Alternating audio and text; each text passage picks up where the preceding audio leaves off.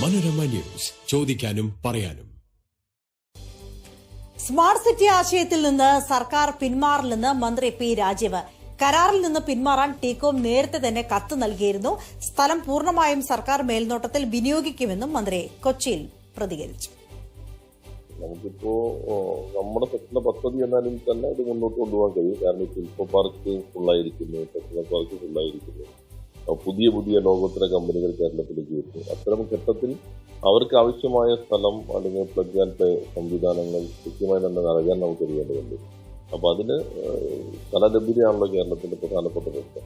ഇത്രയും സ്ഥലം നമുക്ക് ഉപയോഗിക്കാൻ കഴിയാതെ പോകുന്നു. അതുകൂടി കണക്കിലെടുത്തിട്ടാണ് അവരുമായി ചർച്ച ചെയ്ത് ഒരു കൺസെൻസസോടുകൂടി ഒരു തീരുമാനത്തിലേക്ക് എത്താൻ കഴിയും. അത് വലിയ മാറ്റം കൊച്ചിയിലെ IT മേഖലയ്ക്കകത്ത് ഉണ്ടാക്കുമെന്നാണ് പ്രതീക്ഷിക്കുന്നത്.